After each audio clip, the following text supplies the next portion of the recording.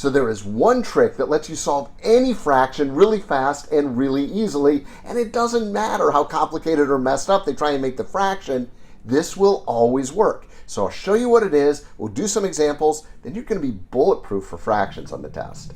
I also have a free gift for you. It's a 2-week study course designed to raise your ACT score 5 points. It's got lessons, practice tests, everything you need. So if you're looking to raise your ACT score fast, this is for you. Again, you can sign up for free right down in the description.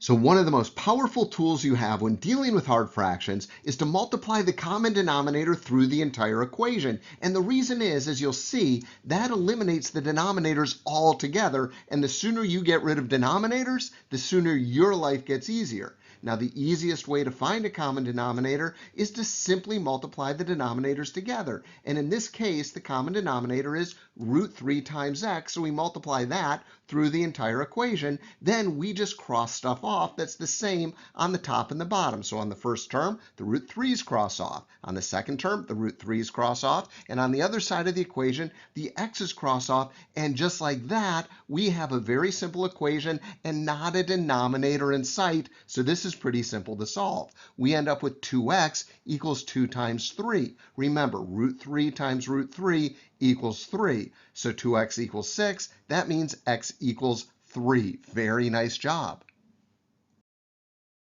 Okay, this one works the very same way as the last one. Multiply the common denominator through the entire equation. In this case, we can use 4x as the common denominator. Now, if you wanted to use 8x, that's fine too. It'll totally work. All right, now we just cancel stuff off. So the x's cancel on the first term, the x's cancel on the second term, and 2 goes into 4 2 times. The 4x's cancel on the third term, and remember, you have to multiply through the entire equation, so make sure to multiply the 4x on the right side of the equation too. Now this becomes pretty easy. 4 times 4 is 16 minus 2 times 5 is 10 plus 6, because we had 6 left over on the third term, equals 12x. And notice we don't have a denominator in sight, so solving this is a breeze. We get 12 equals 12x, x equals 1. Okay, great job.